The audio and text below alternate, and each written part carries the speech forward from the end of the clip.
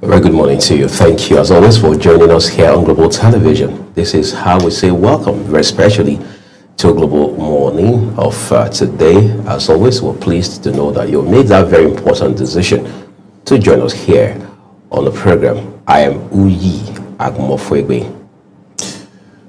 It's so good to be with you here on Global Morning today. I think the pleasure is all mine always. The day is already looking global. Yeah, it is. It is. Well, as at yesterday, I was thinking about the weather. The weather is beginning to change, and that usual Abuja sun wanted returning. Right. Just for me to get back home, and I heard, because at the central area there was no heavy shower. Yeah. Like it did around my access yesterday. So I was like, okay, maybe this is a mix-up of the weather. My name is Ramsey Enoch. So many thanks for joining us today on Global Morning. Just fasten your seatbelt. Let's get on the ride. It's going to be a smooth one. All right, that's quite a reassuring, I must say. But then let's put it in front of you one brick at a time. Yesterday was one of a very major political event in Nigeria, with the defection of Enugu State Governor Peter Mba from the People's Democratic Party to the All Progressives Congress. And of course, for those who followed our AM news today, you would have noticed that one of our big stories was the immediate past national chairman of the All Progressives Congress, who doubles as the former governor of Kano State, Dr. Abdullahi Umar Ganduje, also congratulating Governor Mba for taking what Dr. Ganduje has now referred to as a bold step toward progress. But that said, this has done many things, Ramsey, very effectively. This defection has summarily ended 26 years of PDP in Enugu State. That is not only pivotal, but it calls for reflection on the part of the People's Democratic Party itself, and then the political class. Because a time there was when most of the states in the southeast, of course, we have 5 states in that region of the country, all right, were governed by the People's Democratic Party. In Abia, for example, Abia State, we had Senator Orji Uzor as governor then, of course, 1999 to 2007. And then you come to a place like Enugu, which is now the subject of discussion. You had Dr. Chimaroke Unamani, again from 1999 to 2007. You go to a place like Imo State, you had, I'm trying to remember his name now, another gentleman of the PDP. And then you come to Ebonyi. You also had a PDP governor in Ebonyi at that time. And then the only state that was, as we would like to put it, an Abga state was Anambra. But again, there's a pattern to this whole thing, how over time, the PDP has lost all of these states. The PDP, of course, was the ruling party from 1999 to 2015. But today, the coin has flipped. As they say, it will appear that the power has obviously exchanged hands. And then it becomes a case of the PDP now playing the opposition. So I know you are not a member of any of the parties, but it just shows how politics itself can be dynamic, even within the fold of political parties. Well, of course, I think it's not strange because he already made the announcement. Right. This is the first time I hear somebody making an announcement, even in the media, that I'm going to be defecting on Tuesday. So it was not a secret? It was not a secret. And these defectors are so bold, defecting. Someone was asking a question. He said, what has the president promised them, or the chairman of the All Progressive Congress promised them that they are defecting en masse like this? I think they have, even at the National Assembly, see the number of defections, see the number of people in the All Progressive Congress and that of PDP. Then for ABGA, they just have just one. Right. So looking at the issue of Mba's defection now, as it is right now, I think the People's Democratic Party, someone said, according to what I think it was at the National Assembly during a period of defection, when some persons were defecting, that they said it's a dilapidating house and nobody will want to stay inside. But then there are people in PDP that will tell you until tomorrow that every problem in PDP has been resolved. And we are still seeing this defection. We're not talking about councillors defecting here. We're talking about governors defecting. And one thing has been significant with their defection.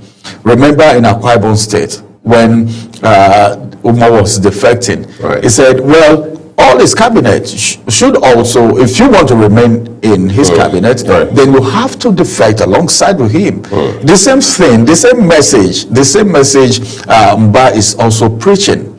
And if you look at all this thing now, like someone was telling me yesterday that it appears as if we are dancing towards a one-party system. And I told him the president categorically said, well, he's not that kind of politician that will go for a one-party system and all of that. And of course, the reception, imagine Dr. Omar Ganduje, the reception yesterday he gave and his statement, he said, well, this is progressive. Meaning all the while Mba has been in a stagnated position. This is progressive. And he also said, well, this decision is as a result of conviction and not coercion. Nobody coerced him to do that. That was what the former APC chairman said yesterday. And looking at all of that, it means it's a good welcome. But then the impact of all of this is going to be felt in 2027. And that's the reason some All Progressive Congress stakeholders will tell you they are not enjoying what is going on because they don't have the serious opposition. And what makes a country and a ruling party stand still or maybe checkmate their activity is opposition. But in a country where the opposition is weak, what else do you think will happen? Well, 2027, some persons are already saying, well, it's a done deal for the People's APC, All Progressive Congress. And some persons are saying, hey, come on, you don't have to save that. It's too early to save that. Remember, it's a game. Yeah, it's a game and anything can happen. And if not until the last whistle, you can decide the winner of any game. So we're just keeping our fingers crossed. And there is a pointer that so many governors may still defect, as the case may be, even at the National Assembly, even at the world level. And the way it's happening, you know how Nigerian politics runs. The moment there is a defection at the top, the thing trickles down to the bottom somehow, because we've seen in Nigeria where if during election, national election, if the presidency go to a particular party, if a particular party win the presidential seat, you see what happens down the line. So we're just keeping our fingers crossed to see the outcome of all of this. Are we really going to be having a one-party system in Nigeria, or we are still going to have opposition, which has already, they've declared the opposition as toothless, has been toothless, looking at what is happening right now. But then, this is politics. You can't say it's over until it's over. So, we are watching.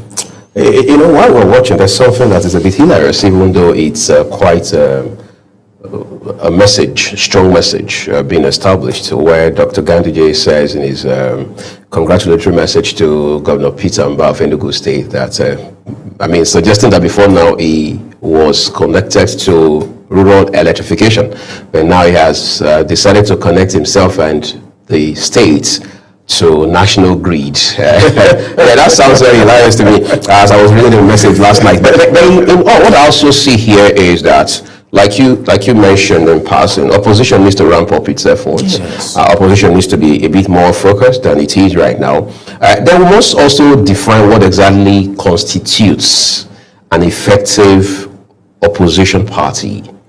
Because as it stands today, it will appear that PDP is what we see as opposition, but is PDP effectively, quote unquote, opposing? Right? So, or are we going to say Nigerians should look towards the ADC, or as it's broadly referred to, the coalition, to play that role, to stand as the opposition front in Nigeria as it stands today, especially now that we have we have the 2027 general election cycle in front of us, because whether you like it or not, there's got to be opposition. The APC had done very well, I mean, commendably well, playing opposition to the point where the former president, Goodluck Jonathan, lost the election in 2015. But 10 years down the line, the question is, has the PDP, for instance, been able to bring that same heat, that same fire? Have they been able to intensify the conversation, all right, in light of the leadership that the APC has provided since the days of former late President Muhammadu Buhari in 2015 till date? That's the question. And again, the PDP keeps saying that we don't have a problem in our party, we're doing just fine, but you're losing governors every now and then. And the thing with this, you also established that, Ramsey, every time a governor moves from a party, his structures and his cabinet would move with him, all right? We've seen that in Akwa Ibom State, where it was only one commissioner, as far as we know, who had said he was not moving, and he honorably resigned. We also saw that in Delta State. Now Enugu is where we're discussing. Who knows how many more governors are likely going to defect between now and election day in 2027, even though we know that the National Assembly is now proposing 2026. But that's the point again is this, right? We must understand that politics is about give and take. For those who are asking, what exactly is the unique selling proposition, what business people call USP, that President Tinubu is advancing, all right, to these gentlemen? What exactly is it telling them? What's the leadership of the APC at the national level pitching to these people? Because there's got to be that kind of offer that they can't reject. I mean, these governors had found measurable accomplishments in their different fields of endeavor before they came into politics, before they became governors. So they are not just roadside boys that just found their way suddenly in office. They have a trajectory. I mean, they have a work life with a history.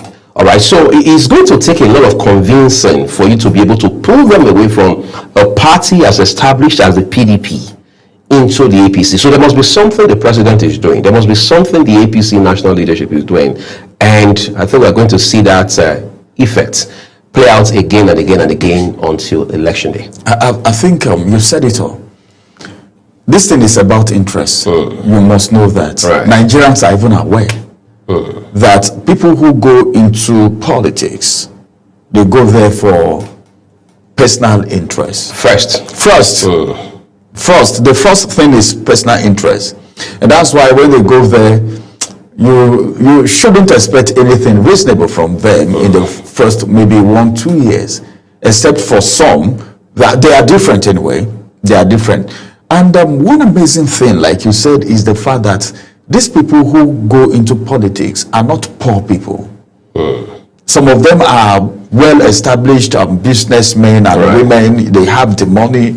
Accomplished professionals. Right. But they still go there, and this nomenclature still catch up with all of them, as the case may be. So with what is happening right now, I think whatever it is they are looking at, it must be very juicy.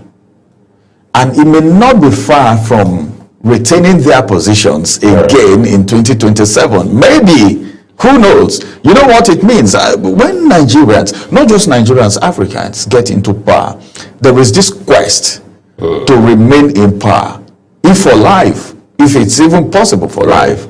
If not that, there are laws and constitution and order that have said, well, it has to be within this stipulated period of time. So with all of that put together, I think there must be a promise going down there. But the truth is this: we don't have opposition right now. Remember, El-Rufai told Nigerians on a national TV that the ADC is still trying to put up a structure. All right? It doesn't matter whether ADC is not a new party, if it was there before now. But then, what about the structure? These are new people coming into ADC. I remember in, is it Taraba State? Or is it Taraba or Jigawa State? There was internal crisis within the party. The national secretary, one of the secretaries, spoke to us on one of our programs to say, well, people who came from outside want to take over the party. What about people that were on ground before they came in? The foot soldiers. The foot soldiers. So all of this put together, there is a restructuring going on with ADC All right, so we can't say ADC is an opposition right now.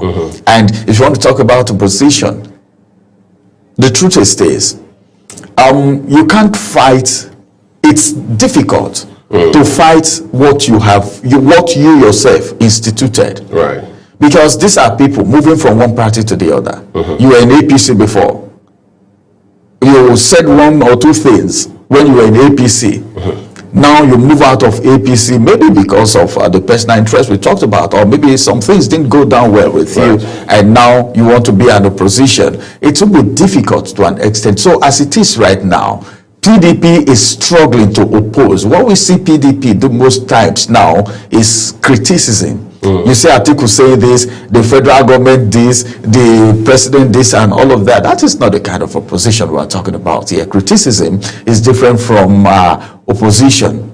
So I don't think the APC have a very strong opposition like they gave PDP during their own time. So it means the PDP and indeed other parties in the opposition may have to do some understanding of what the APC had done right from the days of the AD to the AC, ACN, all through till when it eventually metamorphosed, joining forces with other political parties to become what today is known as the All Progressives Congress.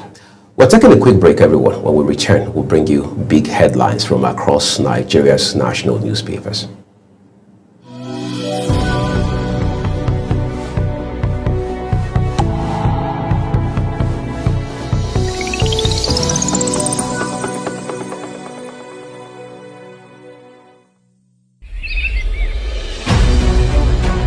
Global Morning is your top morning show here on Global Television. We bring you fresh news updates daily while delving into a variety of current affairs and topics. And at the same time, keeping you well informed about important events, both national and internationals. Global Morning serves as a valuable source of information, helping viewers like you start your day well informed. Stay connected from Monday through Sunday to a wide range of latest news making rounds on Global Morning. We're on the road to protest. And the president meets all of our demands.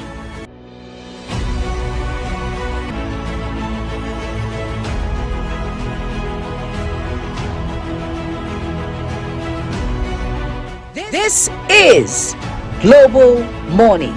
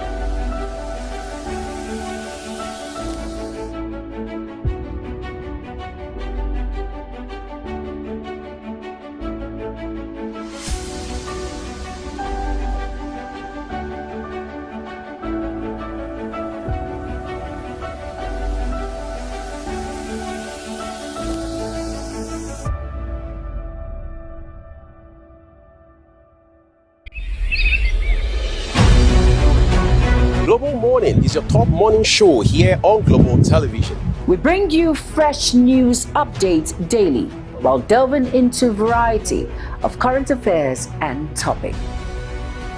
And at the same time, keeping you well informed about important events, both national and internationals. Global Morning serves as a valuable source of information, helping viewers like you start your day well informed.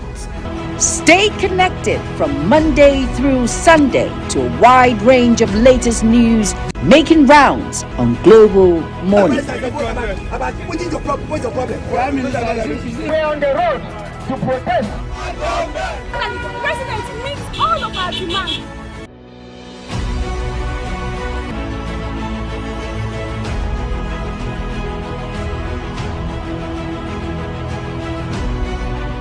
This is Global Morning.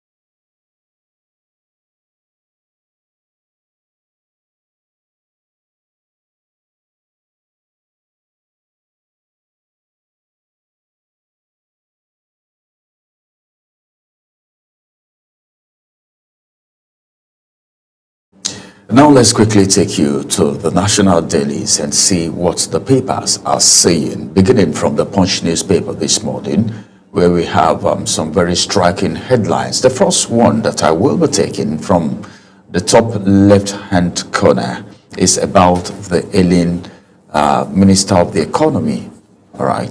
The Minister of Finance and the Coordinating Minister of the Economy talking about Wale Edun. It says Edun ailing Finance Minister flown abroad for treatment.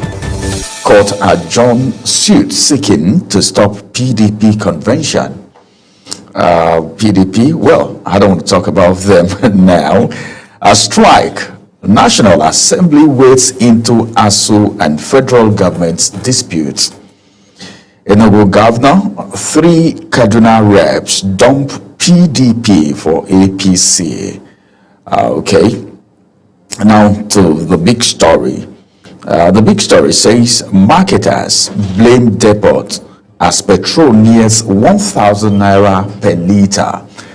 This is a problem we've been having. Let's go through the riders and see what the riders are saying this morning. The first rider says a fresh hike worsen inflation, fears commuter face high transport fares. That's what we're talking about, because at the end of the day, all these things boil down to the average Nigerian that commute from one place to the other, because businesses must go on. People must go to work.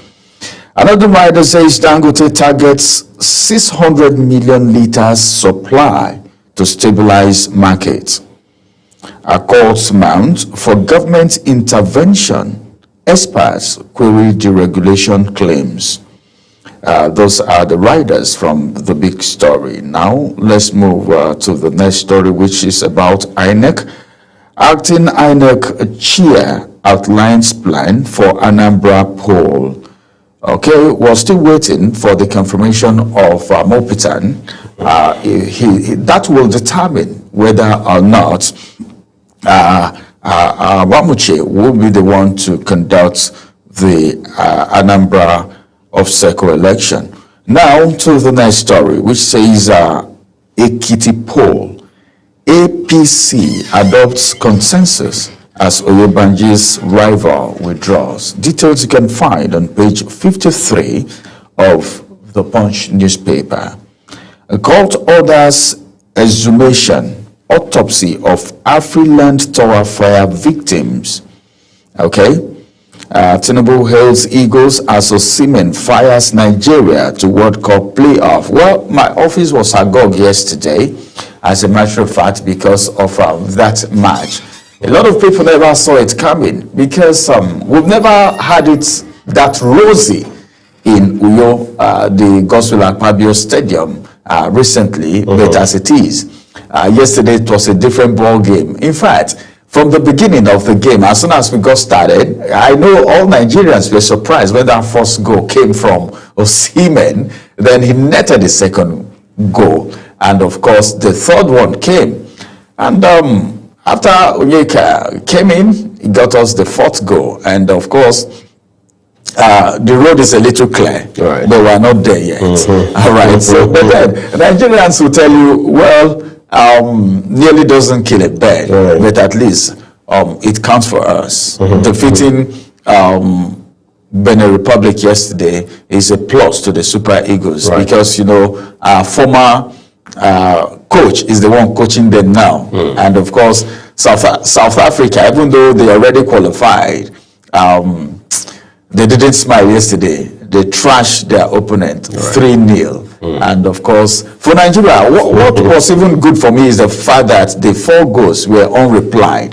There was no goal that came from the Benin Republic to say at least there is a consolation. They never had one. And it's better than where we were before yesterday's match, right? Yeah, really, it is. It is. Well, let's keep our fingers crossed and see what will happen. And that's going to be the size of the headlines from the Punch newspaper as we take us through the next headline. All right, let's turn to the Daily Sun for you, everyone. The first headline here is just adjacent to the nameplate. Again, it cycles back to the conversation with which Ramsey and I opened our discussion on the show this morning. The kicker says, my movement to APC to align Enugu's vision of transformation with Tinubu's national reform. Then the writer tells us, Ndigbo, back to political mainstream.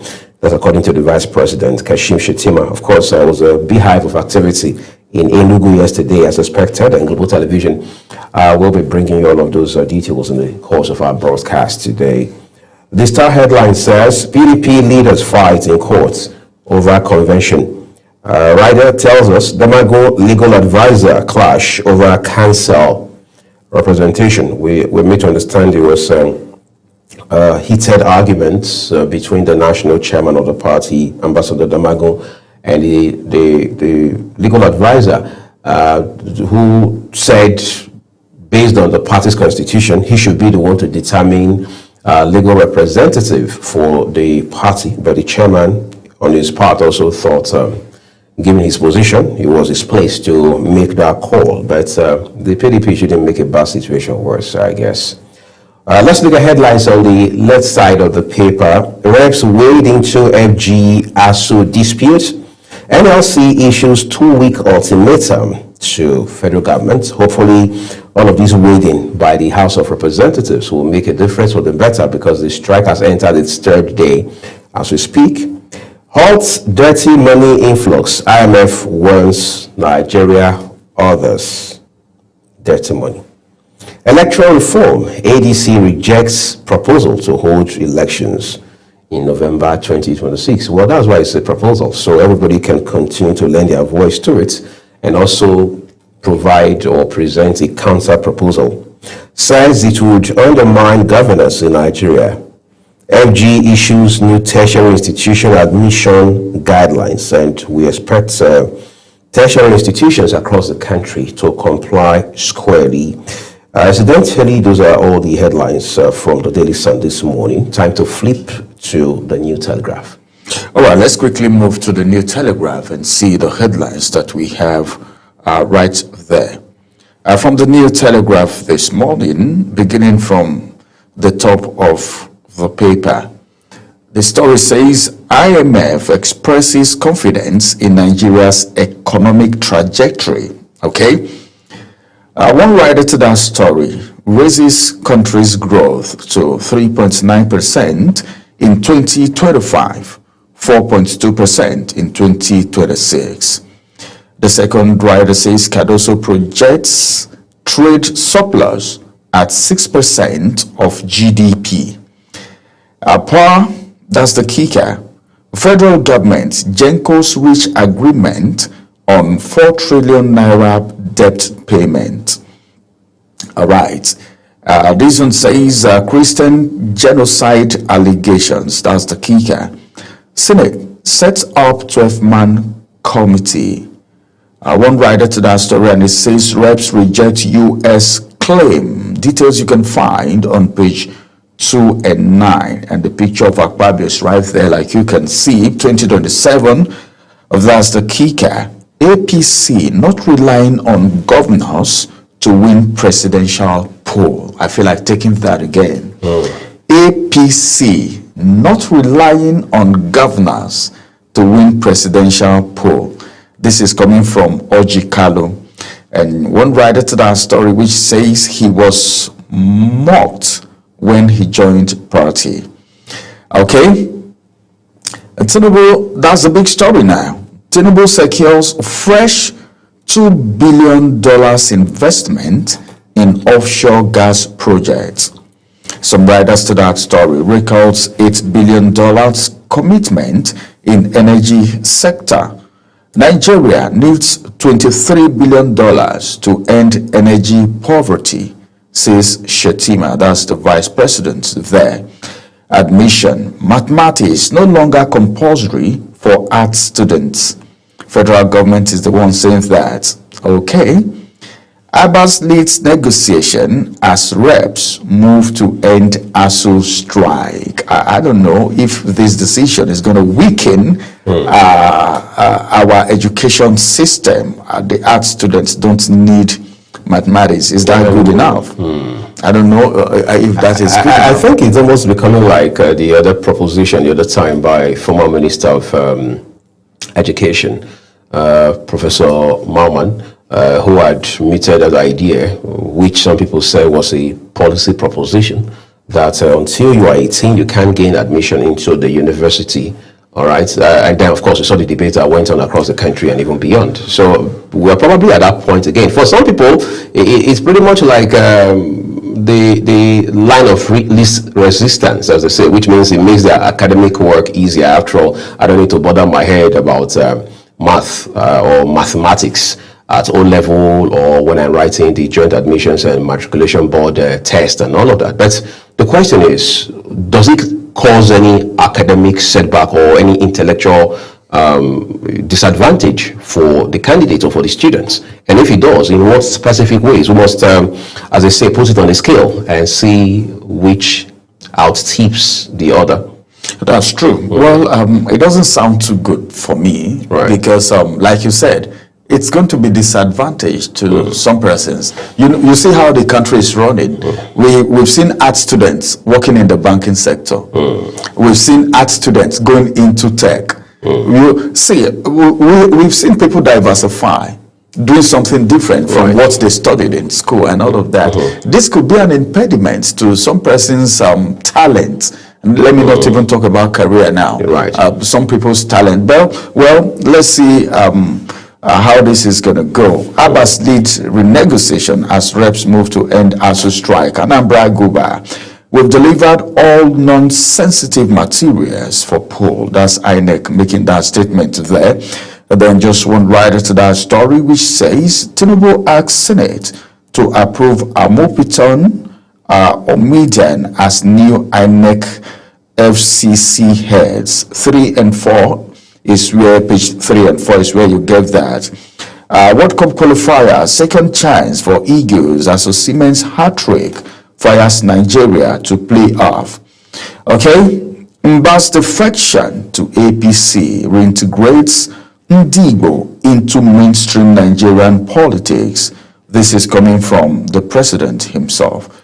And that's the size of the headlines from the New Telegraph this morning. All right, thank you, Ramsey. Time to look at the Vanguard newspaper. We begin with the big story. That's the star headline for you. Says illegal financial outflows worsening Nigeria's revenue problem. That's credited to the International Monetary Fund, IMF. That's the headline is loaded with quite a number of riders there. But let's move things a notch higher and look at other headlines for you. The very top of it says Dangote Refinery deploys CNG trucks to distribute petrol at 850 naira per liter. You can read up those details on page 15. And then top right corner of the paper says, defections. We warned Nigerians of APC's one-party game plan. That's credited to former Senate President, who is a member of the Board of Trustees of the PDP, Senator Adolphus Wabara. All right, math no longer compulsory for arts candidates. Federal government approves new admission guidelines. Why I dumped PDP for APC, Enugu State Governor Mba is the one talking. Madagascar's president flees as court declares seats vacant, names army chief new leader. Those are very interesting details. I wait you on page 8 of today's issue of the the Vanguard newspaper. Of course, we saw this coming. By the time the army joined protesters on the streets, it was only a matter of time for the president to seek the exit door. That has happened. Court has declared the seat vacant, and an army chief has been named to lead the country. In the meantime, Africa is undergoing some sort of one of the two words popping up in my head: evolution on the one hand, then metamorphosis on the other hand. But whatever it is, a lot is happening regarding the political or the socio-political stability of the continent. Yeah, when people are pushed to the wall, people are pushed to the wall, there are certain reactions.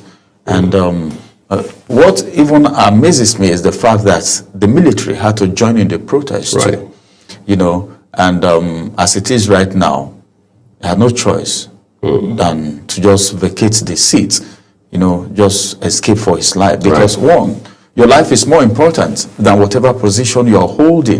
These people, like I said earlier, for Nigerian politicians, I don't know of other countries, they are not poor people. All right, they are not feeding from hand to mouth. So they are people that somehow to an extent are made. But the surprising thing is that this thing started like a joke, you know, just from our neighbors here, you know, Niger. And you see how it escalated to other countries. Right. And we are seeing it happening. Now it's Madagascar. Who knows where it's going to happen next? And who even know? See, the truth is this is life. Human beings are dynamic in nature. You have your plan. The other person have his plan. So everybody have a plan. If not until it's been executed or there is an attempt to execute these plans, you may not know until you are let into the plan. So nobody knows what's going to happen in other African countries. But all we are saying is that there shouldn't be war. I think too many lives have been lost already as it has to do with so many things in connection with terrorism, banditry, and kidnapping. So whatever will happen now, like you said, it's a metamorphosis. Right. All right, and it will keep happening. One thing that is constant is change. and changes must take place in as much as humanity is concerned? Well, there's no more brilliant way to put it than Ramsey has already done right now. But Africa must take a cue from this and make quality leadership, rule of law, the centerpiece of leadership. All right. Let's just look at a few more headlines for you from the Vanguard newspaper as we begin to wind down here, looking at the headlines. All right. ASU reps move to avert breakdown in varsity system. NLC draws battle line with federal government over education crisis. Then we'll have a bit of sports for you for those who followed the match yesterday between Nigeria and Benin Republic. Shouldn't come as a surprise. FIFA 2026 World Cup qualifiers. South Africa celebrates as Osimhen sends Nigeria to playoff. It's interesting. I mean, that's an irony where South Africa is celebrating. Okay, but hopefully we'll find cause to also celebrate real soon. Okay, let's go to this day newspaper now for a few more headlines. All right, let's quickly get to this day newspaper and see the headlines that we have right there. On this day newspaper this morning, I'll begin from the big story. Federal government hails Shell's fresh $2 billion gas investment. Upstream FIDs exceed $8 billion. We have some writers to that story. Lokubiri, it's direct outcome of Tinubu's bold reform. NUPRC partners World Bank to boost Nigeria's upstream decarbonization agenda. Now, Mba Deputy Cabinet, entire Enugu State political structure dump PDP, join APC. We've discussed that. We talked about that extensively. He didn't just leave alone. He left with the entire cabinet. All right, the deputy, the cabinet, entire Enugu State political structure has just undergone, I think, is that a metamorphosis? Okay, a change or anything you want to call it. Shetima receives Mba into APC, all right, with the picture there.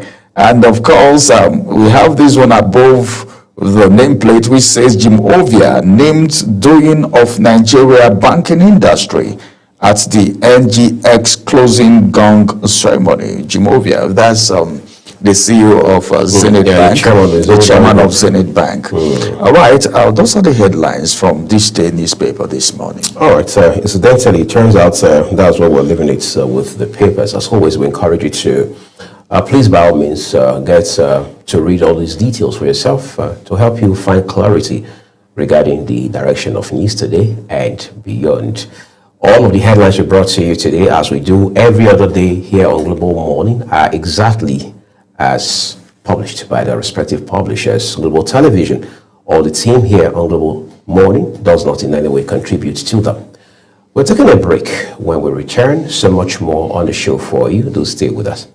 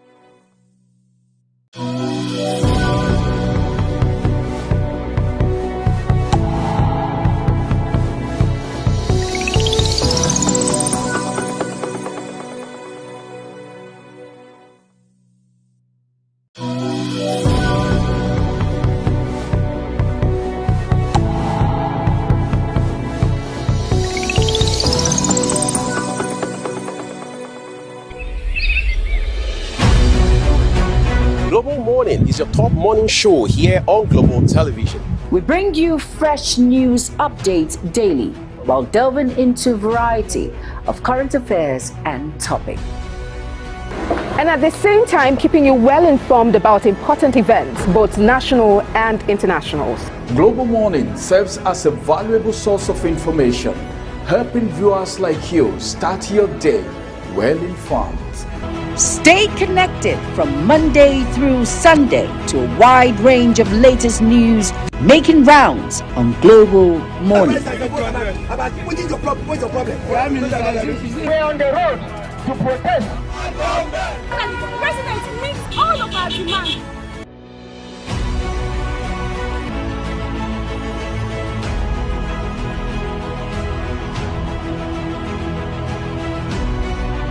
This is Global Morning.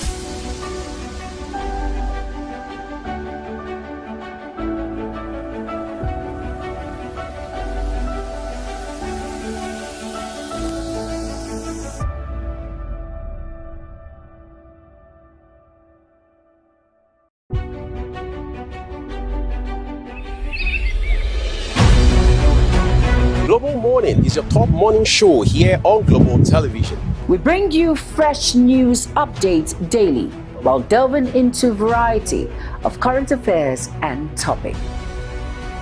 And at the same time, keeping you well informed about important events, both national and internationals. Global Morning serves as a valuable source of information, helping viewers like you start your day well informed. Stay connected from Monday through Sunday to a wide range of latest news making rounds on Global Morning. We're on the road to protest. And the president meets all of our demands.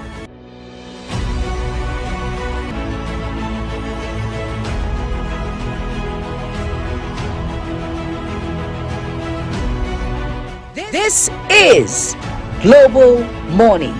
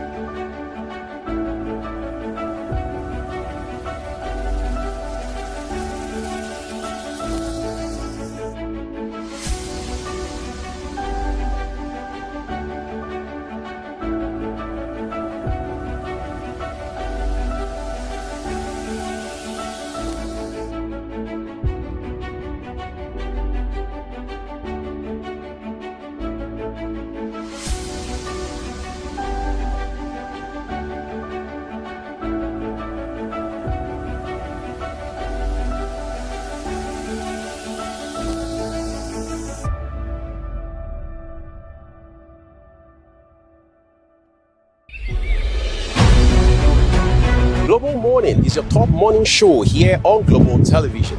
We bring you fresh news updates daily while delving into a variety of current affairs and topics. And at the same time, keeping you well informed about important events, both national and internationals. Global Morning serves as a valuable source of information, helping viewers like you start your day well informed. Stay connected from Monday through Sunday to a wide range of latest news making rounds on Global Morning. We're on the road to protest. And the president meets all of our demands.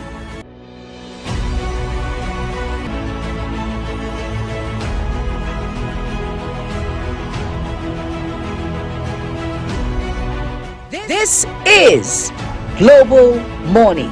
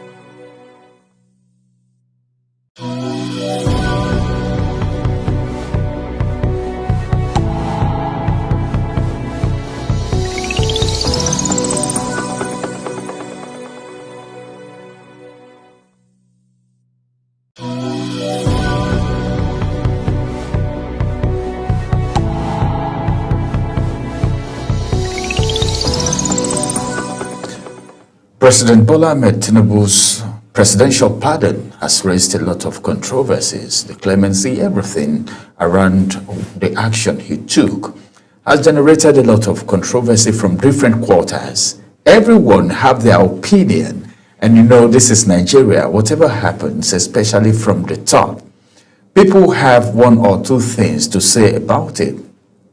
But then, ordinarily, we should be thinking that, well, this is pardon given to people who have been incarcerated for a while, people in prison, and people that have missed their families, their businesses, probably the outside world. But as it is, this pardon has been faced with a lot of criticism and, of course, controversies. As it is, we were being told that the president did it, but this is something that a lot of people said, okay, to decide it should be done. Now, we want to look at these issues today from the legal perspective of it. Joining me on the conversation this morning is a legal practitioner and a public affairs analyst in the person of Barrister Monday Eje. It's good to have you join us on the program this morning. It's lovely to be here again. Thank you for having me. You're welcome. Now let's get into the conversation. Some persons, ordinarily, these are people that their families are celebrating. Maybe probably they themselves should be celebrating because some persons were in custody for well over 5 to 10 years and they gained freedom by a pardon coming from the president. Were you expecting the controversy that is rising from this pardon? Yes, well, it's expected, actually, for basically two reasons.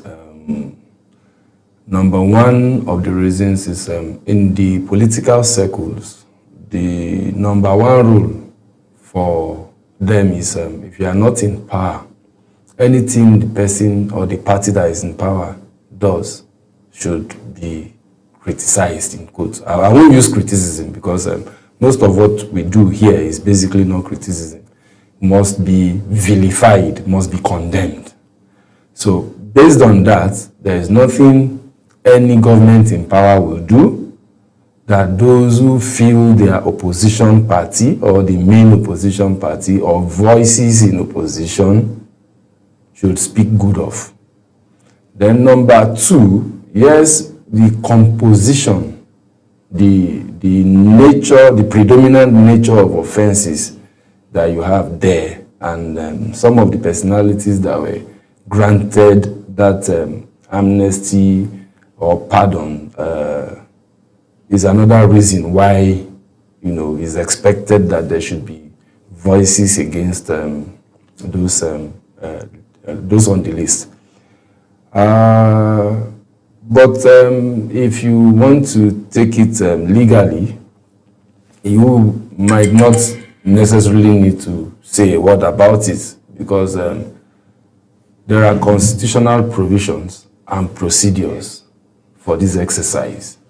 So it depends on whether you want to be legalistic about the scenario, or you want to be political about it, and or you want to be moral about it. So these are the three perspectives to the views that have been expressed. So now, the provision of the Constitution, Section 175 for the President and 212 or thereabout for the governors, clearly provide that the executive, which is the President, should have certain powers. They call it the prerogative of mercy or clemency, to be able to say, oh, you have been convicted of an offense, you have served your terms, and well, based on certain circumstances, currently, we have decided, we have decided to, give you this pardon. And what are the circumstances? Or let's say, how do we arrive at this presidential pardon? Well, unfortunately, there are no clear-cut guidelines as to how to exercise this power in the Constitution. But then the Constitution have said, oh, the president can commute a term, that's a sentence that's probably maybe reduced from death sentence to life imprisonment, or from life imprisonment to some term of years, or from 24 to maybe 10, or say the person has 24 years to go, he has served 10, he says, okay, you are let go, you are free. Now, the president also has the powers, whether the person is dead or alive, to exercise his powers. Now, in doing that, there's a committee that looks into those who are qualified for this pardon or clemency. And that committee has the Human Rights Commission, they have representatives on that committee. The Christian Association of Nigeria has representative on that committee. Then the National Council for Islamic Affairs have representative on that committee. That committee is chaired by the Attorney General of the Federation. Then the Correctional Services, they also have representation on that committee. So what usually happens is, yes, people put in their application. If they feel, or when they feel that they've met certain criteria.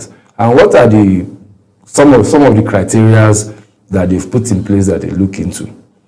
Number one, that the person in the course of serving his or her term has shown a huge sense of remorse. The person is remorseful, yes, oh, I've done this, I'm not supposed to do this. That remorse is there. Two, if it is an offense that has to do with economic or financial offense. Number two thing is, yes, maybe the person has learned a trade or a skill, or has probably, gotten some academic qualifications that makes the person a fit and proper person in a typical society.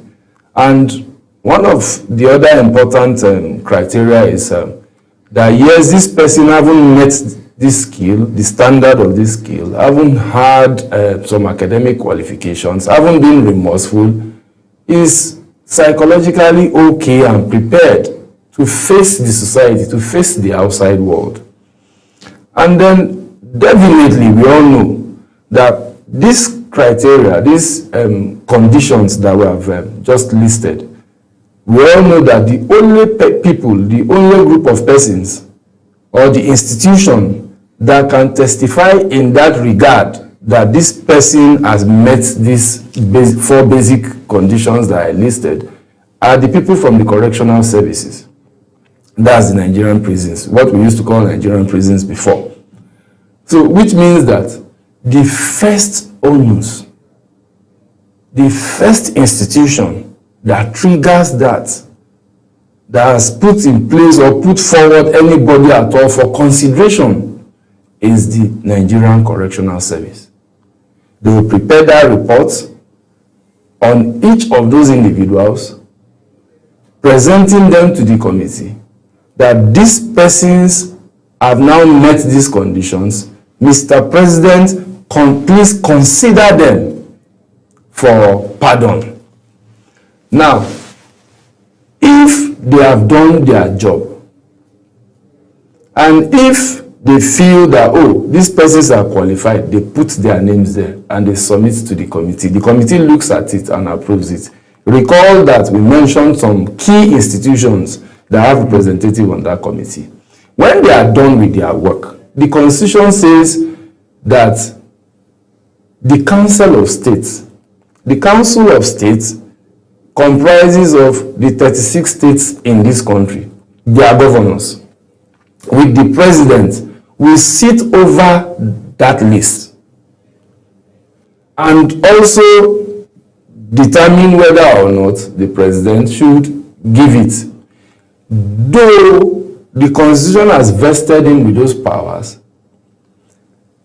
but maybe as a way of some little check, I've said, oh, consult with the Council of State before you proceed with exercise of this power, because the power, though discretionary power of the president, shouldn't ordinarily be exercised arbitrarily. You know the maxim, power corrupts, absolute power corrupts absolutely.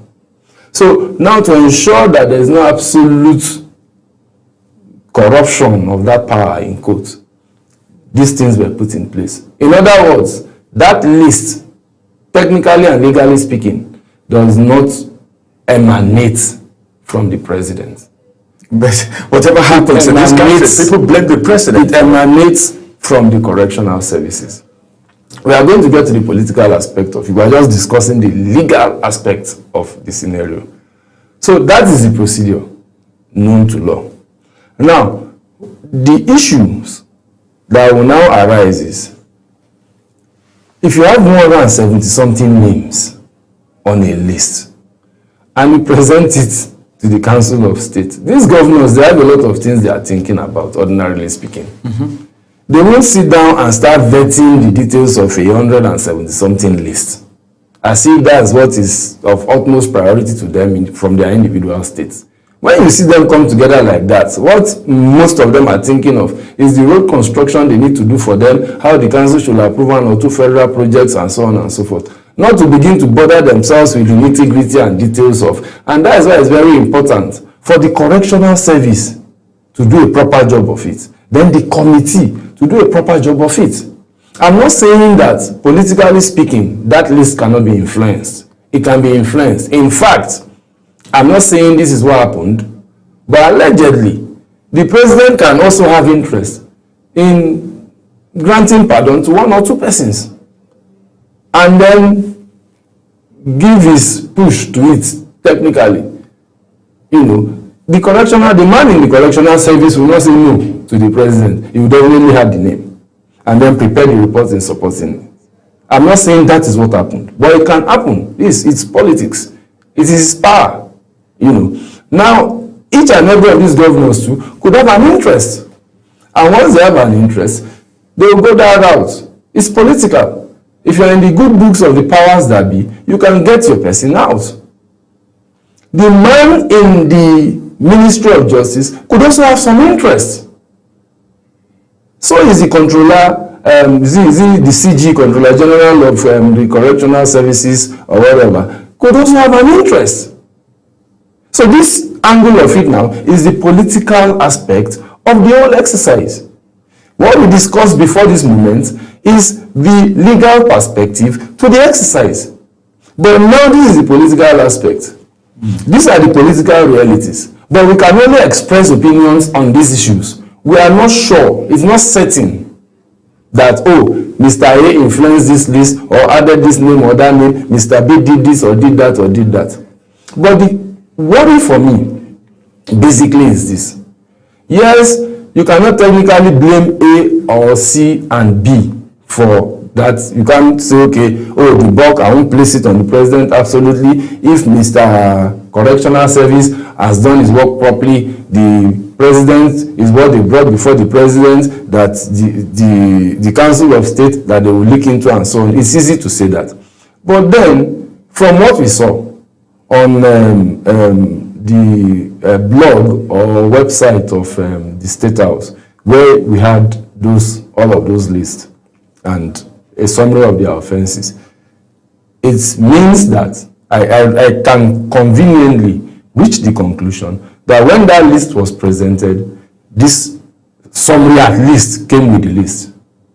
Oh, this man imported cocaine, this one imported cannabis sativa, this one did this one brought in tramadol, this one murdered this person, and so on and so on. This one is a kidnapping, and what not. So the question for me that begs for answer is, are these the best remorseful people that we can get out? Don't we have those who, by the nature of their case files, shouldn't even be there? But yeah, that's when you speak with officers of the correctional service, they will tell you, in fact, some of them go out of their way to speak to some of us who are lawyers to do pro bono cases for some of these inmates, because they have reached the conclusion that those inmates are not supposed to be there, but they can't do anything until there's a pronouncement from the court. What happened to those kind of people? How many of them do we have on that list? Go to the magistrate courts around. Go to the high courts around. You will see that there's this group of persons they bring in every day in these their prison vehicles, who don't even have legal counsel, whose cases are not going on. Yes, no witnesses, no complainant, and so on. There is this, I believe, that there are people in prison that if you ask them today, they will tell you, I don't even know why. Yes, they are there. What happened to them? But are people like that qualify in the law to be granted pardon? Of course they are. And you see, to be very, very to be fair to our judicial system, apart from this particular power vested on the president and the Council of State and the advisory committee and so on, we also have in our administration, our criminal justice administration, the rules that govern it, especially for us in Abuja here, we say Administration of Criminal Justice Act. They have it in Lagos, their own is Administration of Criminal Justice Law, and in every other state, they have their criminal procedural laws. Now, in those laws, apart from the president, when we started, I mentioned that the other section, 212, is for the governors. So as the president has the powers to do this, the governors also have powers to do that. So at their level, they do it, which is another window. There is another window for us here, where the CJ, there's this committee that the CJ chairs, that's the chief judge of the FCT. They go to prisons to attend to these cases from there. They call for the case files, they look at the situation. If you are not supposed to be there, they let you go. If you are there and there is an unnecessary delay, like I handled one case one time, the guy was in detention. He was actually granted bail, but he couldn't perfect his bail, so he was there. The matter had gone to full trial. It was adjourned for judgment. And this upper area court judge kept on adjourning, never wanting to deliver the judgment, never wanted to deliver the judgment. So what happened? The CJ went to, I think it was Suleja at that time, and looked at the young man's file and said, what does that mean? The matter is supposed to be for judgment. Why are you still where you are? And he compelled the judge to deliver judgment on a particular date. And that was how that judgment was delivered. And then the guy paid his fine and moved on. So there are different ways. Is it that for the president's exercise of his powers to prerogative of mercy, is it only those that are politically exposed persons that they do? Because I remember a particular president letting out a particular governor of a particular state who embarrassed us at an international level. Now, the question I want to ask now is there a period of time for the granting of this pardon, like the president just did it? Is there a period of time within which he can do it again? Same for the governors and the judges. No time. No time is fixed. In fact, if they bring another list tomorrow and he is disposed to allowing those ones go, he allows them go. It's a discretionary power. But you see, the tradition for many of them is they like to lock it into this Independence Day celebration, anniversaries for maybe a president or a governor, or anniversary for when the state was created and so on. They like to lock it, anchor it on a particular season and event, but there's no time span for it. But basically, that power cannot, the one for the president and the governors, can only come to play after conviction. That means the person must have been convicted and sentenced and is serving a sentence without an appeal. If the person has not appealed that judgment, I know that some of those guys that were let go by the president recently, some of them exhausted their appeal cycle and the court said remain there. Now, if you have an appeal pending,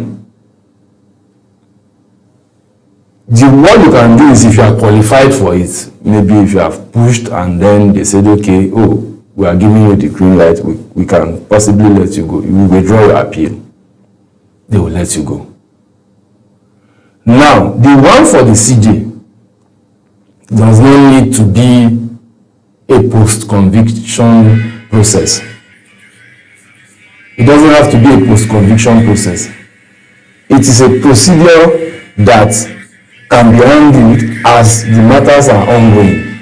So basically what the CJ does is to go and check, instead of sitting in his chambers or in the courtroom and wait for them, he goes to the prison, he asks these guys questions. The judges also will be there with the case files. So they look at the files. It's like moving the courtroom to the prisons. Then they make decisions. So all right. This conversation is getting very interesting right now. Let's go on a quick break. When we return, we'll look at some issues around that. Stay with us.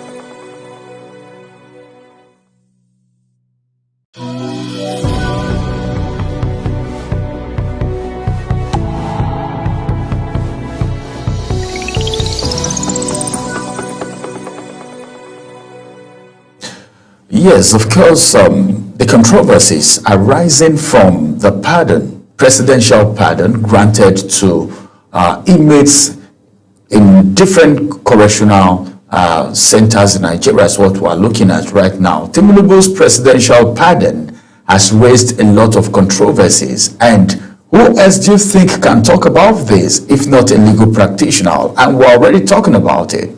One thing is this: our correctional centers are congested, and they've been complained from prison officers, civil society organizations about the congestion of our correctional centers. Now, if the CJ have the right, the governors have the right, and of course, the president have the right to grant pardon. Now, why do we still have people languishing in prison innocently, as the case may be. We've heard before where someone will tell you, I don't know what just happened. They found themselves there, maybe as suspects or for whatever reason. Do you need to have someone, all right, or you need to be politically connected before you get this pardon? That's what we're talking about. Why do we always have this controversy?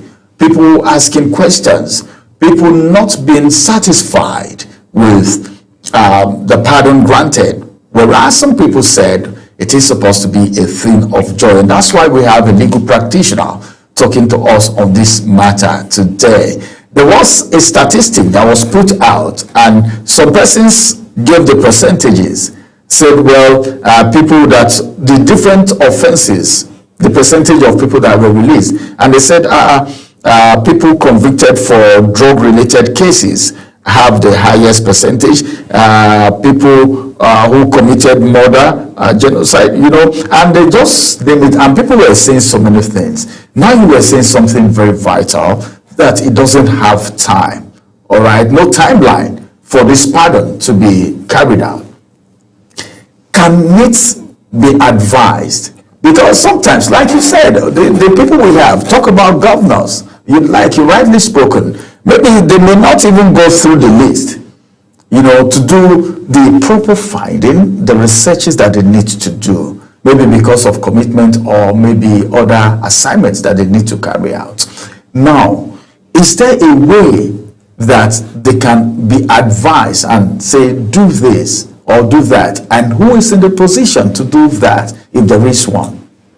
You see, and this talking about the societal, the moral issues involved in all of this thing that we are discussing.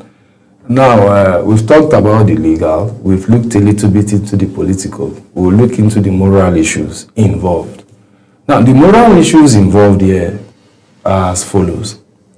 Number one, we all have, we told one religion or the other, we preach forgiveness.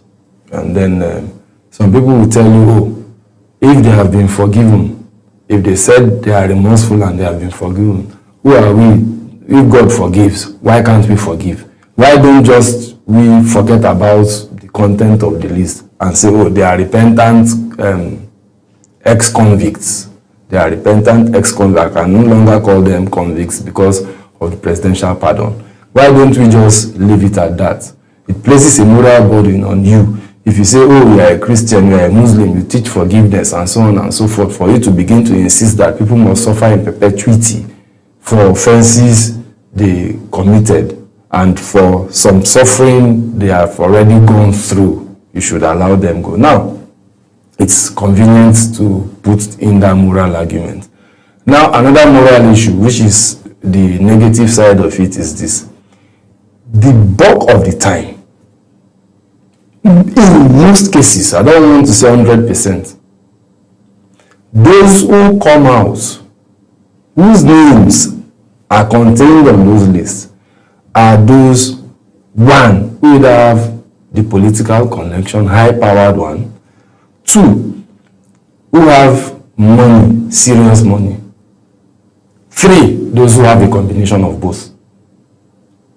Now, when somebody said the name of the person who kidnapped Dilene Silk, Michael Zekome, was on that list, I'm yet to verify. If that is the position, the guy has money. You will be surprised that he's even probably carrying out acts of kidnapping right from the prisons. I did a matter one time. The guy was using fake bank alerts to steal people's vehicles. He was arrested, tried, convicted. He was in Kuje, and he was still doing the same thing. Took 5 vehicles in the Gimbia Axis. No, not Gimbia. Saad, where you have former Saad stores. You have GTB, you have Uke Street, that area where you have former Saad. Took 5 vehicles from there in one day, on a particular Friday, including a Venza that was given to one of my clients to sell. Unfortunately, he picked one of the vehicles. He comes claiming he's going to buy them and pay. Yes, he calls. He will call and tell you he works in so place. He's not. He will not be able to come. He will send his driver and send the mechanic and do this and do that. I mean, most of 99% of those fake alerts was emanating with bank accounts involving a particular bank. I don't want to call the bank's name. And eventually investigation led to an accountant in the bank, a female accountant in the bank from a particular region of this country. They were all got, in fact, about close to 100 vehicles were recovered using that process. The guy was in Kuje. What I'm saying in essence is that some of these people, it is difficult for you to say they are remorseful and they have repented. That's exactly criminals do not. They do. If they say they are remorseful, what do you use in checking their remorsefulness? Because anyone in custody should be use money. This is the moral aspect of what we are discussing now. Legally, everything looks fine. I will give it a pass back. Legally, politically, yes, 50-50. Because once you begin to inject your interest into it, that is all. But the bulk of what will play out, what played out is money. Isn't that the same place Bobrisky said she, I don't know whether it's he or she, he went to and then ended up in an hotel room, in one of the hotels. Ended up in a hotel. And came out with her mouth to social media to say, oh, this was okay. So this barrister, this problem now is corruption. So the corruption is putting out this act of corruption. Is it the correctional center? Is it the legal system, the political system? Is it kind of for the presidential amnesty program? The judiciary has nothing to do with it. They are done with their own. No, we're talking about the issue of now, but people committing crime right now, as we speak right now, people committing crime from custody has to do basically with the correctional services. And nobody has been heard. They gave them phones to the Bobrisky allegation. What happened to it? Were people not involved? Have we heard the conclusion? Even doing social media. Yes, have we heard the conclusion of the matter? Who was punished? Who was not punished? So you see, when you check that list, you should know now drug people, they have a lot of money to throw around. If one person is in, others are outside. So if it is the money you want, they will give you. Once they give them, they put their list and write a report. It's like when they tell people submit business proposal or submit your profile for contract, and they go to cook all books from either one Uluwole or one UTC or one. It's a deep-rooted corruption affair. So what I have decided not to do is to pin it down on one man like many other people do and say, oh, is the president, is this, is that, is because is this, is that, that's why I did this. No. There is a case I saw on social media, and the person, because I was curious, and the person spoke extensively to explain what the issue is. As you just mentioned Oluwole now, I remembered, because that's one of the things they do. He said this person forged the certificate of her institution and awarded it to some persons and collected money in the name of her institution, whereas this person has no connection to the institution. He just came, got the flyer of the institution and went and produced a certificate and issued this certificate, all right, to people. You know, it's part of what we're talking about now. These are what is the implication of this kind of cases, and how can this kind of people be brought to book? You're a judicial practitioner. That's why I'm asking these questions, you know. We have a situation where those who are even known criminals in your community, they will catch them and take them to the police station. The next day they are out. This year alone, in one of my clients' sites, we've caught criminals, not one, not two, not three. Nothing happened. I won't call the name of the police division that is involved. I won't. I usually like to spare persons of certain dimension of embarrassment. You will take the complaint there, they are eager to let the person go. The exhibits that are caught and arrested, you take exhibits to the police station, divisions for that matter, not police station, not police outpost, police divisions for that matter. The exhibits get there, the next day they are ready to push to release the exhibit to the person, and they'll be telling you they are releasing on bond. The exhibit that are supposed to take to court to prosecute is even a problem, and the same people are there, they will be criticizing this list. That's my analysis with the way we behave in this country. Not one, not two, not three. Personally, that I'm personally involved. It got to a point my client was fed up. If you mention police and all of that, he just waves. Did you people recover the item? Say yes. You will say go. We arrested one IJet with some items one time. The next thing, the police they were putting me under pressure. The IJet, it belongs to one of our former DIG. This, that. I'm putting them in DIG. I said, since you are making it look like I'm the one that wants to get you fired. Okay, now give them the IJet. Let me rest. Because I tell you that they are still asking me for monies for prosecution. This country is a country where they are prosecuting. You are paying, you are the complainant, but you are still paying the prosecutor so that he will prosecute your case for you. Some people even hire lawyers to do what they call to hold watching brief in quotes.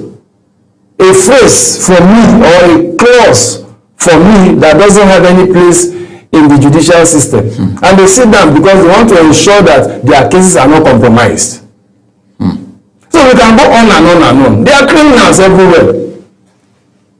They will take them in and release them. But the question is that is likely what has happened, or what usually happens in some of these cases. Just get the money and give it to them now.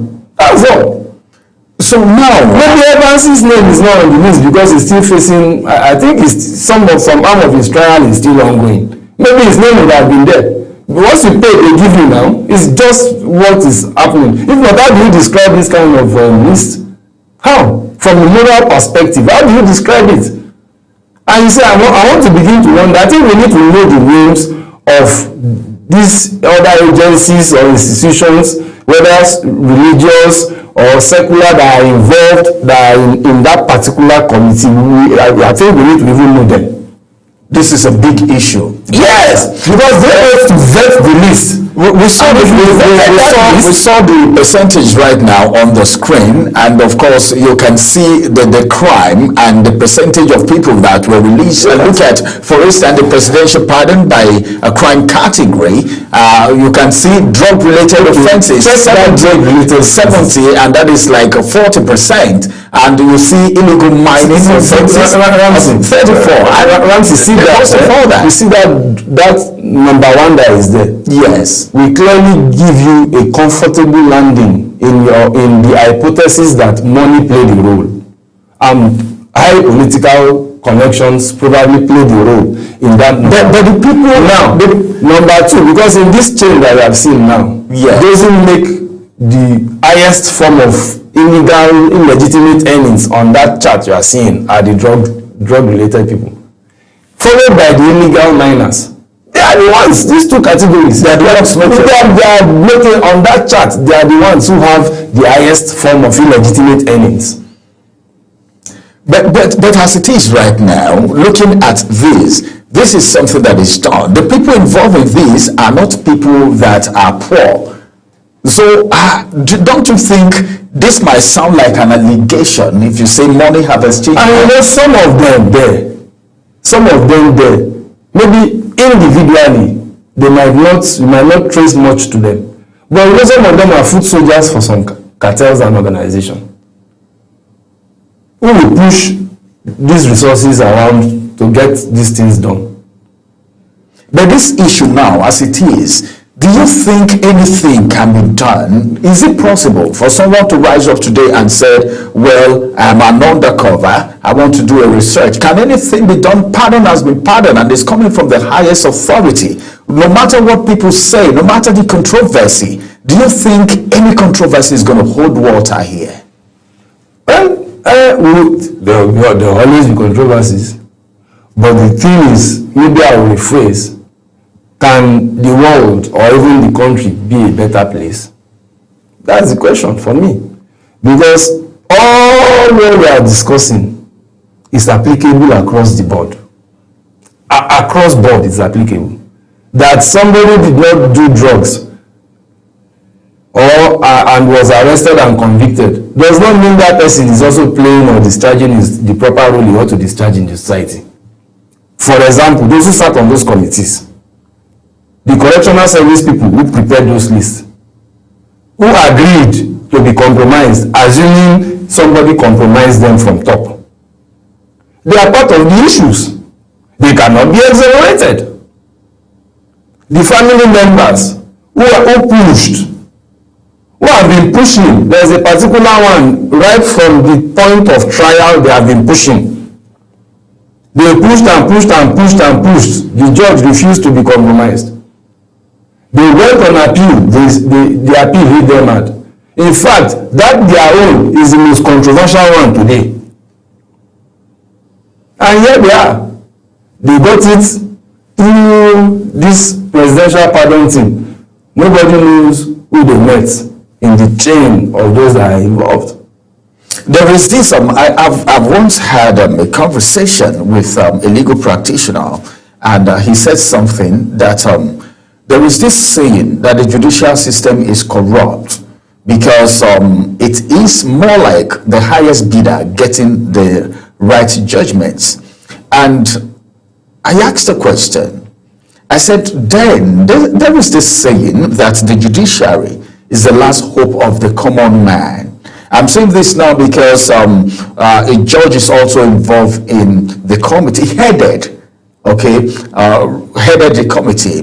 Now, and the judicial officer during that program said something that, well, it is being generalized to an extent in some quarters, that maybe the exchange of money or whatever that is being given may happen with maybe somebody who is a less officer, or maybe someone assisting at some level. That compromise happened, and to an extent, the judge, the person at the top, may not even be aware.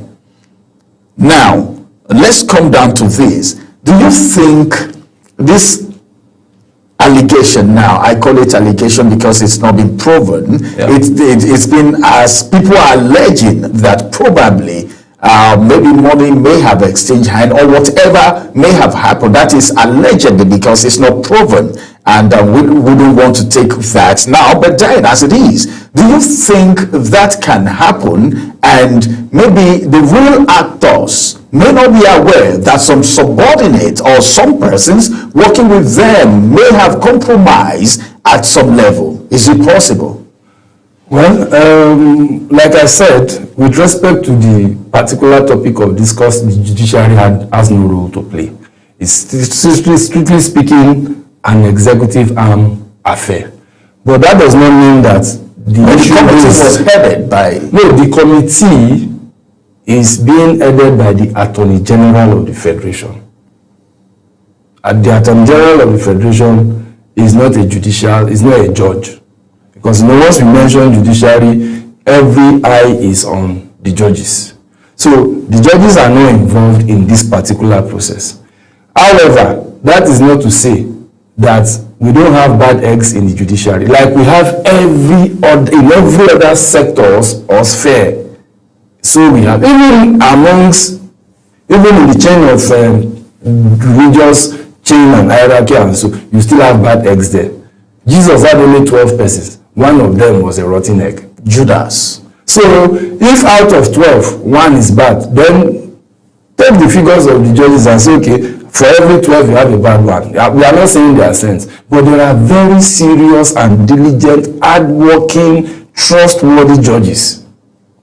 Those ones, people, you don't hear about them. But there are judges you can't compromise. And I know some of them as a practicing lawyer. But you see, what has given us so much bad name in the judiciary, the bench and the bar, is this aspect of these election petition cases and so on. That is the one people see. That is the one people hear. That is the one they talk about. But a lot of things. But are they compromising in that level? Well, maybe yes. If you look at some of the judgments, it's not that we caught any of them collecting money or being given money. Many people just talk if based on and they do deductive or inductive reasoning. They add one logic to the other. Oh, they've done this, they've done that, they've done that. It means they've collected money. Some lawyers will tell you, oh, this principle is not supposed to be. This is the principle that we know. It therefore means they've collected money. So these are just, when we were talking, we said we severally used the word allegedly. So that's the position. But the final thing is that whatever it is happens everywhere, also happens in the judiciary, being an extension of the country where we operate.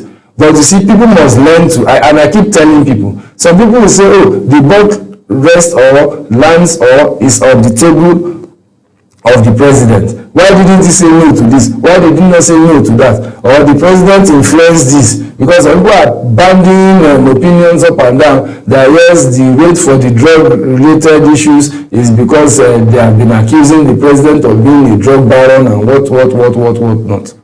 The question I keep asking is, if I'm in the correctional service and then you tell me that make a report exonerating Mr. XYZ, am I bound to do it? Ramsey, no, I'm not. If your MD tells you to go and do something wrong, will you do it? You will not. So if I'm a civil servant and I keep telling people, what must you be in the office? Is your life tied to it? Because it's easy for us to say, oh, the president did this, the president did that. And I've always asked, will the president do anything without the support of other persons? So if I'm in the correctional service and you tell me to do a report that somebody is remorseful, who is not remorseful, why won't I drop my pen and leave the office? Then in a situation where there is no job and people are there are jobs in Nigeria, they will tell you there are jobs. That's what a lot of people are saying. My mother calls me every now and then from my hometown. Nobody to go to the farm, nobody. You pay, and there's a long queue for that. You pay. People for them to get to the farm. And those ones are even scarce. So you have to wait. And we are saying there are no jobs. Must all of us wear suit and wear tie? In reality, don't you think it's difficult for people in the system? Just up your street here, there is a plaza there. If you enter that plaza, you see somebody doing his petty trade. What stops you, the next person, from doing his or her own petty trade or his or her own trade? We're in this country. The last government shared monies across board to everybody. In my neighborhood, I know people who got. So I would dispute. What did they do with the monies that they were giving? Barrister. Those monies were meant to build middle class. People should stop. Let us. We've had statistics. All right, and we've had cases of unemployment in the country. Are you disputing that fact? Statistics is for those who are running their statistics. I'm telling you what I know. And what is possible? Yes, and I've put this thing on the social media space at some point. And nobody argued it. And what did I post? If you are linked to me here, if you can see this post, and you don't know anybody at all who has benefited from this SMEs related project and NISAL at all, please let me know. You know, that was not the way I put it. I insulted people. I said people are busy collecting money directly or indirectly and they are talking. Nobody came to challenge you. Oh, all right. Now, maybe, Barrister, you're trying to establish the fact that there is no excuse for anyone to commit and go to prison before get convicted before we even talk. Do you have everything pardon? As I'm seated there, do I have everything I desire? Why didn't I go to commit crime? Do I have everything? Barrister, while we were speaking, you said something very vital and it caught my attention, and this is it. The issue of the police and releasing people that have committed crime, all right? And you were specific because you were somehow at the center of that situation. Two divisions. Not just a post. Not a police outpost. Not outpost. A division. Now, you are a barrister, a legal practitioner, and you had that situation, and you had no choice than to let go. Now, the police, okay, as law enforcement agents, and there is this preaching that the police is your friend. And a lot of things have happened. We've had a lot of complaints as people in the media space, a lot of complaints. We've been told several things, we've heard several things, some were seen, and even like you are attesting to right now. If this situation is this deteriorating, what do you think if you as a legal practitioner will not be able to surmount that situation that time? What now is the hope of the average Nigerian who run to the police post all the time when they have issues, they have cases? I can surmount it, but there will be consequences. You never wanted anyone to lose their job. There will be consequences, and I also, put in so much time, put in so much resources. There will be consequences. And then somebody will be someone, you can imagine one irresponsible man who wants to put his, we're just arguing with respect to unemployment, and he wants to jeopardize the small thing that is going to his wife and children at home and so on and so forth. That is what will happen. If you even move that case from there, for example, you move that case from there and you take it to the next level, which is the area command, you will likely meet the same situation. If you take it to, and that is why, since 2009 or thereabouts, I reached this conclusion. Any crime the police wants to stem, if they are very, as you see them, so they are very hardworking. They know how to put an end, they know how to get and arrest any group of persons they want to arrest. So you see, these days to the police, they said you're hardworking. Police officers, they said you're hardworking. So what will issue you guys? They need to want to do it. And sometimes the motivating factor for some of them is money. Okay, look at the Arise TV scenario. Look at what happened. These police officers, they even know some of those people, they know them. They know the arrest has been done. So they can easily pick them. I had this experience. That man was a very senior officer. We were together in law school. I think while he was in law school, his son went with his vehicle to a club and so on and so forth, and the guy was somehow he was robbed. Before daybreak, recoveries were made. Before daybreak? Yes. When Igbo was here as CP, we saw a lot of things that happened. He was taking the battle to the criminals' hideouts. He wasn't waiting for them to come to town. At night, everybody, dress up, enter into, as area commander, you are going to some places as a CP, is leading some team to some places as a divisional police officer. You have them do that. You mean left city? Yes. And if these things are possible, but somehow, I don't know, they are not doing it. There are so many of them who desire to sit down. They will tell you, bring a petition, come and pay us. They collect money for petition, pay us for approval. They collect money for approval, pay us, we have assigned it, pay us for want to go and arrest or want to go and, most of them are, it's not as if these two aspects, components of them are mixed together. And you see, the bad things we do get more amplified than the good things we get to do. So that's the problem that they have. Majorly,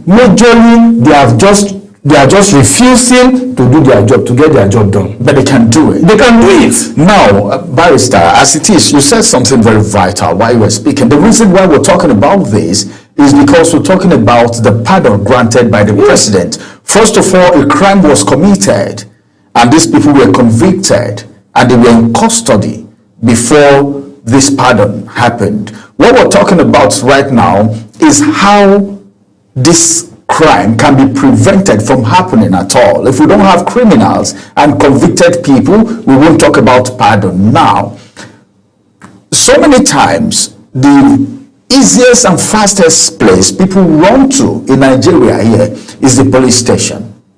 And we're hearing this from a legal practitioner who have actually had an encounter. Beside what we hear from Nigerians, Nigerians also complain about that. You said something and I picked it up. You said this happened at the division. Even if you get to the area, it may be the same thing. In such a situation, Look, let me tell you, what will Nigerians do? There is one of my colleague, I will not call his name, went somewhere, wrote something that he called a court order, and moved an area commander to go and unlawfully move people's properties, threw them out at night. Those properties, I think for 3-4 years now, the whole of the building, none of them knows where his or her property has gone to. In this country, this guy, this colleague of mine that I'm talking about, is currently facing trial for some other charges. So you see, at the end of the day, And that's a legal practitioner yes, we're talking about. yes, at the end of the Part day, of the bad egg. every sector, every place you can think of, you can't have a better country with citizens that are bundles of liability. The citizens are liabilities to the country. We be shouting Nigeria, Nigeria, Nigeria. Nigeria is an abstract now. It's a name.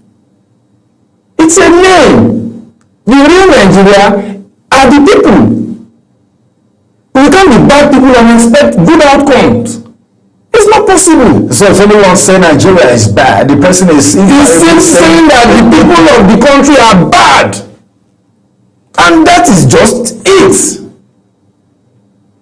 Go around, check now. Everybody will be talking at their own level. I'll just be looking at them and laughing. When I'm discussing these issues, I lose I can't control myself. A thief will be calling another person a thief in this country. We are talking about stemming the tides of crime. How are you going to stop it? When that young man that you think is a criminal is aware of that one that is stealing from the office, sit with them and talk to some of them. Let me tell you, Michael Sekoma was narrating his experience. He mentioned what those guys told him at the time they kidnapped him. The thief knows that he's stealing from a thief. He is aware. Check all the real estate sectors. Go into the real estate sector and check. 99% of the people there are houses that are owned by civil servants and public. How much is their salary? So because they are not drug barons in quotes, because they don't do drugs, are they saints? You are criticizing the list unnecessarily. These are the moral issues.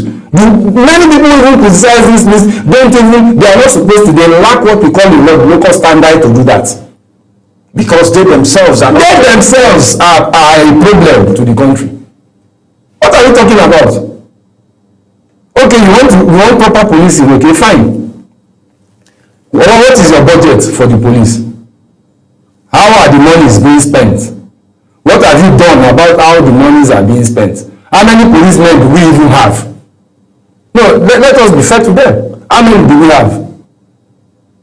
In my area, there are several estates there. We have a division of how many police people. So what will they do? To police all of us in that area. What will they do? The weapons they use, are they up to the ones that some of the criminals carry and bandy up and down? So you want somebody's father to go and lay his life for you? Is it Jesus Christ? Let us be factual about some of the things we say.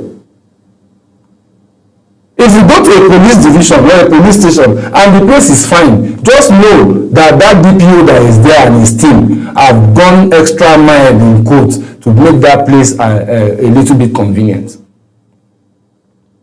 We amplify the bad side. I'm not saying there are no bad sides. I'm not saying there are no bad things. In fact, there are some policemen who are even criminals themselves, who steal and rob from people. We have them. But there is also this side to it. Because if you want to do proper policing, how will you tell? It's just a problem. The young man knows that the person is going to steal from is a thief. Or you arrest a young man, the first thing you want to do is to check his phone, whether he's into Yahoo. and then force him to move his monies to you, to transfer the money to you before you leave him, or take him to ATM and you want him to stop? Is that how people stop being criminals? Or the moment they are arrested, their parents are around. They will travel from cut across 4, 5, 6 states to come here, lodge in hotels to bail them out. And you want crimes to stop. It is still even that will stop the crime that the family members are encouraging. How is it going to, how are we going to So invariably, you are saying a lot of people are blaming the president, the people in authority, whereas the society, everybody, the bulk of the society is in a mess. The bulk of the society is in a mess. So how do we tackle this menace? Well, we will try our best. I think one of these, between 1999 and today, one of the governments was saying, how did they put that their slogan? There was a slogan, the war against the discipline?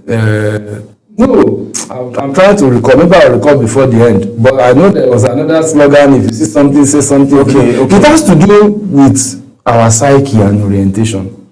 We need to really talk to ourselves and then tell ourselves the truth.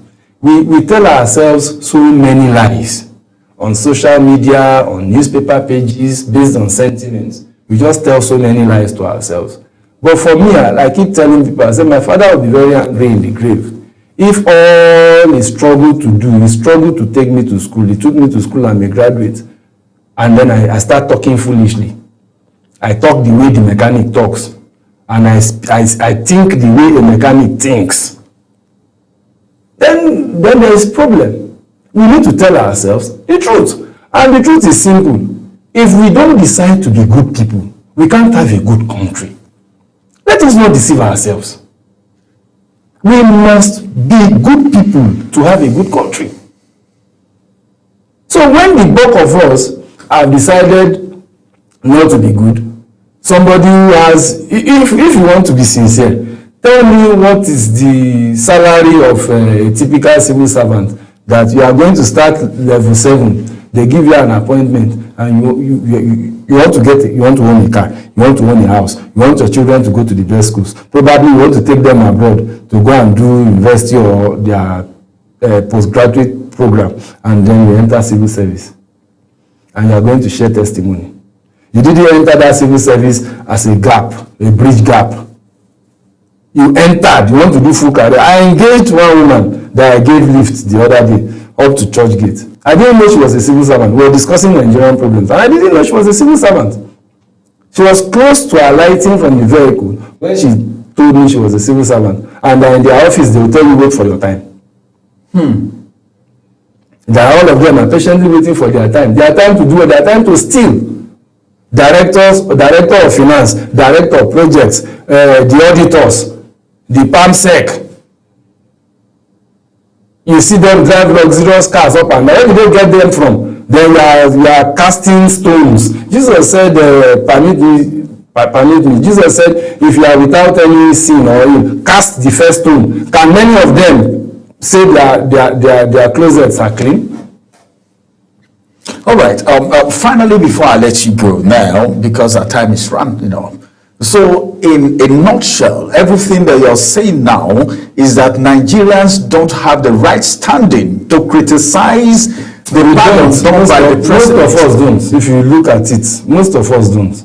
We don't. We should just keep quiet. We are not even ready to have a good country. We are not ready at all. We are not ready to have a proper country. We are not ready. All right. As it is right now, I think so many things are going on. And of course, Nigeria is our country, like you said. You said everyone have a role to play.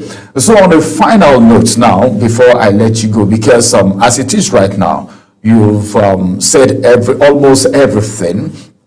That Nigerians don't have the right standing to criticize the president's list, all right? The presidential pardon is raising controversy, but you say Nigerians, you said most of us are not good people. We are bad people. We are talking that we are saying somebody else is bad. We are not good people. All right. As it is because we were asking one time, You asked me a question that, if I had abandoned the redress with respect to what happened at the divisions, what will happen? I will give you an experience. Maybe it was part of the reasons why I let go. If you do a petition to the higher office, when they collect, they will inform the person you petitioned and keep the petition. You start rolling up and, my brother. All right. Well, it's overwhelming. Of course, we can't finish talking about it right here. But as it is, we just have to go. And I want to say a very big thank you to you, Barrister, for joining us on the conversation today and all the revelations and the discussion. You're welcome, my brother. It's my pleasure being here. Thank you. All right. This is the much we will be taking on the discussion today. As a matter of fact, so many things happening in Nigeria. We're talking about the controversies being raised by Nigerians as regards Tinubu's presidential pardon. And of course, it's all about prerogative of mercy. But now, what else can we say? But the pardon has been done. Anyone that has the right, if you have a case and you need pardon, well, let's see how remorse you are right there in custody. Let's go on a quick break. After this break, we'll return for the conclusion of Global Morning. Stay with us.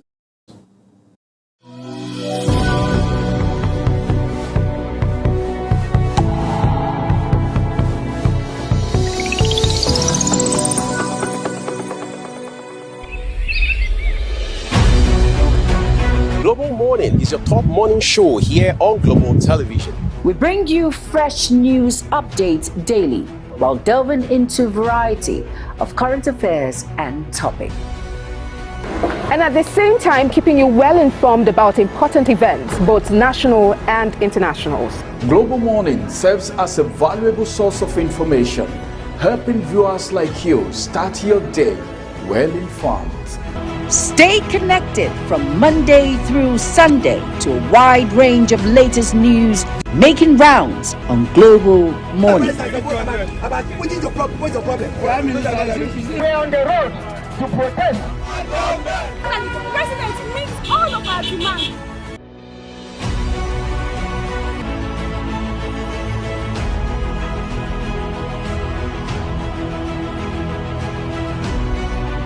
This is Global Morning.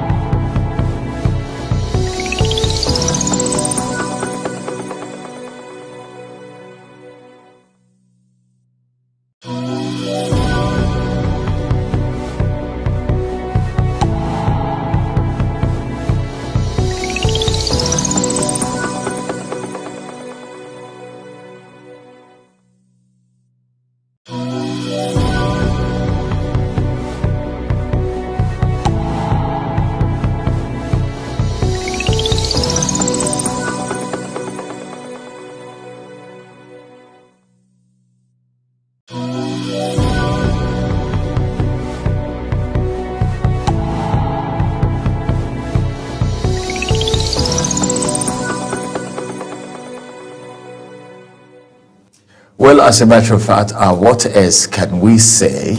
The conversation is not something that you can finish in a while. That's right. I think Barrister was so serious this morning because the situation is just like maybe somebody who is not very clean as it has to do with corruption, pointing accusing finger to another person that the person is corrupt, saying the people criticizing this list, are they also very good? Are they upright in their dealings? Well, that's it's a question again, Ramsey, like we've always talked about here on the program. He who must come to equity must come with clear hands. All right. There's a remark he made that's quite stuck out for me, where he said that we need to be a good people, we need to be a good nation to have good leaders. So until we individually and collectively become good, we do not have the moral justification to demand goodness of any kind from our leaders, because these leaders come from amongst us. So it's not as if Nigerians go to any other part of the world, all right, to bring in leaders, to hire or engage leaders. This is not something we outsource. These leaders are grown here, they are groomed here, so they're all part of us, from the president to the governors to the legislators at local, state, and federal levels. They are all part of us. They are our parents, our friends, our children, our siblings, and what have you. So it just means that it's a Nigerian project for a reason. So it's not a politician's project. It's not the elite's project. Yes, we understand that politicians wield a lot of power for obvious reasons. The elites have so much of resources to throw around, influence things, and in some cases even bend the law, or in other instances break the law outright. But when it's all said and done, it's our responsibility to fix Nigeria. You know, late Professor Dora Akunyili, who was the DG of NAFDAC back in the day, when she became Minister of Information under former President Goodluck Jonathan, one of her major projects was the Nigeria Good People, Great Nation, all right? Which for many people was some sort of paradigm shift in terms of our culture as a people, in terms of our politics, and even our social life, in such a way that your Nigerianness is tied to the way you treat the other person, I mean your fellow citizen, the way you respond to leadership, and the way you lead in your little capacity, because that is, I mean, your small corner, because that is where we often miss it. We think the other person who is a leader is a president, or those who have been elected or appointed, but not realizing that Ramsey, as a host on Global Morning, is a leader, all right? He takes responsibility for ensuring that the show starts as scheduled, all of the guests and all the elements are in place, and the show also is concluded as scheduled, and he does that virtually every other day of the week. So we are all leaders in the final analysis. That's true. We are all leaders in the final analysis. I think something stood out for me. You can't be a bad person, right? Okay, and expect something good from the other person, because it's like evil begetting evil now. You said something very vital, and it stood out for me. These leaders are from amongst us. Right. So tomorrow, who knows if you are going to be the one to lead, and at every capacity that you lead well, right, and make impact on time. Okay, so it's very important. Very, very. Incidentally, we are ending the show today on a very sad note. Raila Odinga, former Prime Minister of Kenya, we understand, has passed on at the age of 80. Well, for many people, that's a long time to be alive for. And again, for those who have followed his story over time, even for the relatively young ones like us, we understand that you can't tell really the story of Kenya and miss out the Raila Odinga factor from it. Somebody said that was the man who fought politically and otherwise in that country. He had also run against the incumbent president, William Ruto. Just recently, it was William Ruto who was also advancing him, pushing him, and lobbying for him to lead the regional bloc in East Africa. But again, the man in question is passed now. Here is saying our prayers and thoughts with his family and indeed the good people of the great nation of Kenya.